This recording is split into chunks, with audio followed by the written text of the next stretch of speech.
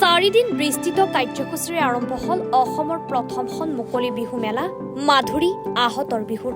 কালি পুৱা মাধুৰী আহতৰ তলত পতাকা উত্তোলন নাম প্ৰসংগেৰে শুভাৰম্ভ হয় এই বিহু। আজিৰ কাৰ্যসূচী হিচাপে নদুৱাৰ বিধায়ক পদ্ম হাজৰিকাই মাধুৰীৰ নৱনিৰ্মিত তোৰণ উন্মোচন কৰাৰ পিছতে এক বিশাল 12ৰহণীয়া সাংস্কৃতিক শোভাযাত্ৰা উলিওৱা হয়। এইদৰে কেইবা সহস্ৰাধিক বিভিন্ন প্ৰান্তৰ লোকে অংশগ্ৰহণ কৰে এই শোভাযাত্ৰাত। এই অনুষ্ঠানৰ অংশ হিচাপে কাইলৈ মহিলাৰ দিহানাম, পৰহিলৈ মৌকুঁৱৰী আৰু সৰু বিহুৱতী প্ৰতিযোগিতাৰ পিছত 18 এপ্ৰিলত সদৌ অসম ভিত্তিত মুকলি বিহু প্ৰতিযোগিতা অনুষ্ঠিত হ'ব।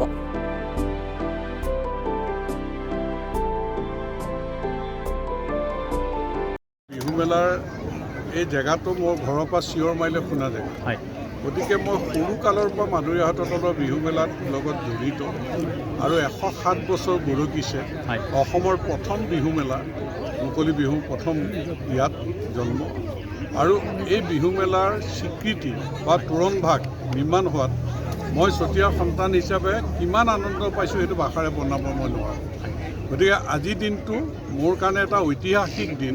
এই দিনটো মোৰ মনত থাকিব যে যিটো দিনত চতিয়াৰ 107 বছৰ গৰকা মাধুৰী আহতৰ তলৰ বিহু মেলাৰ তোৰণভাগ আমি উন্মোচন কৰিবলৈ পাইছোঁ। আৰু ইয়াৰ কাৰণে পৌৰসভাক মই বিশেষভাৱে ধন্যবাদ জ্ঞাপন কৰিছোঁ। ইয়াৰ ৱাৰ্ড কমিশ্যনাৰ বিষ্ণু বৰুৱাৰ প্ৰচেষ্টাত আৰু পৌৰসভাৰ পৌৰপতি দীপশিখা সন্দিকৈ যি প্ৰচেষ্টা, তেওঁলোকৰ প্ৰচেষ্টাৰ কাৰণে আজি আচলতে এই তোৰণভাগ সম্পূৰ্ণ হ'বলৈ সক্ষম হৈছে। তেওঁলোকলৈও মই ধন্যবাদ জ্ঞাপন কৰিছোঁ।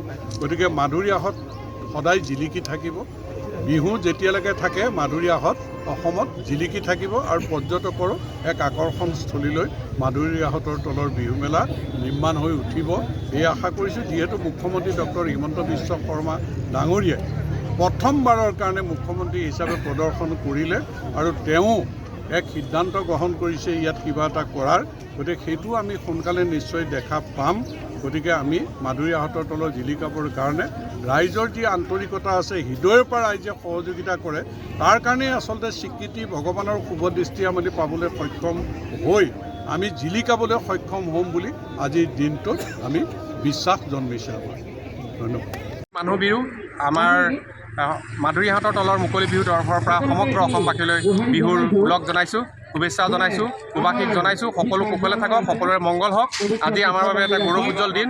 আমাৰ 107 সংখ্যক মাধুৰী বিহু আজি উদযাপনৰ প্ৰথম দিনৰ কাৰ্যসূচী যোৱাকালি হৈ গৈছে। আজি আমাৰ মানুহৰ বিহুৰ দিনাৰ প্ৰথম কাৰ্যসূচী আছে। মাধুৰী আহতৰ যি স্মৃতি তোৰণ, সেই স্মৃতি তোৰণ মুকলি কৰিব নদুৱাৰ সমষ্টিৰ মাননীয় বিধায়ক পদ্ম হাজৰিকাদেৱে। আৰু এই স্মৃতি তোৰণৰ জৰিয়তে চাৰিকৰণীয়া পথত এই মাধুৰী আহতৰ তললৈ যোৱা বাটটো অসমৰ সকলোৰে বাবে পৰিচিত হৈ উঠিব। ইতিমধ্যে অসমৰ প্ৰথম মুকলি বিহু মেলাত অসমৰ মাননীয় মুখ্যমন্ত্ৰী ডক্টৰ হিমন্ত বিশ্ব শৰ্মা উপস্থিত হৈছে। এনে এখন বিহুমেলা যি 107 সংখ্যক উদযাপন। গতিকে এই বিহুমেলাত আজি প্ৰথম দিনৰ কাৰ্যসূচী তোৰণ উন্মোচনৰ পিছতে ধৰ্মীয় পৰম্পৰাগত যিটো আমাৰ শোভাযাত্ৰা আছে, সেই সাংস্কৃতিক শোভাযাত্ৰা হ'ব। এই সাংস্কৃতিক শোভাযাত্ৰা প্ৰতি বছৰে এক ব্যতিক্ৰমী। ৰাইজৰ পদূলিয়ে পদূলিয়ে গৃহস্থৰ পদূলিয়ে পদূলিয়ে ৰাইজে আশীৰ্বাদ দিয়ে।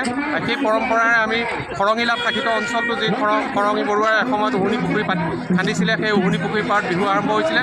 আৰু সেই খৰঙিলাত অঞ্চলটোত পৰম্পৰাগতভাৱে ধৰ্মীয় শোভাযাত্ৰা কৰা হয় আৰু এই শোভাযাত্ৰাত সকলোৱে অংশ লয়। মানুহ পদূলিয়ে পদূলিয়ে নামঘৰে নামঘৰে ৰৈ থাকে। ইয়াক আমাৰ বৰ্ণিল পৰম্পৰা। আৰু মাধুৰী আহতৰ তলৰ এই মুকলি বিহু মেলাৰ আজি এক নতুন দিগন্তৰ সূচনা হ'ব তোৰণৰ জৰিয়তে। এই নৱনিৰ্মিত তোৰণখনে মাধুৰীৰ তললৈ সকলোকে লৈ যোৱাৰ যিটো বাট, সেই বাটেদি আৰম্ভ হ'ব মাধুৰীৰ অন্য এক ইতিহাস। গতিকে সকলোকে আজি আমাৰ দ্বিতীয় দিনৰ কাৰ্যসূচী, 7 দিন বিহু চলিব আমাৰ। সকলো কাৰ্যসূচীতে সকলোকে নিমন্ত্ৰণ জনাইছোঁ। আপোনালোকৰ জৰিয়তে সমগ্ৰ অসমবাসীক আমি পুনৰবাৰ জনাইছোঁ, আহক মাধুৰী বিহু দললৈ, উপভোগ কৰক বিহুৰ অনাবিল আনন্দ। ধন্যবাদ। চতিয়াৰ পৰা চাহিদুল ইছলামৰ ৰিপৰ্ট, এনি ভাৰত 24।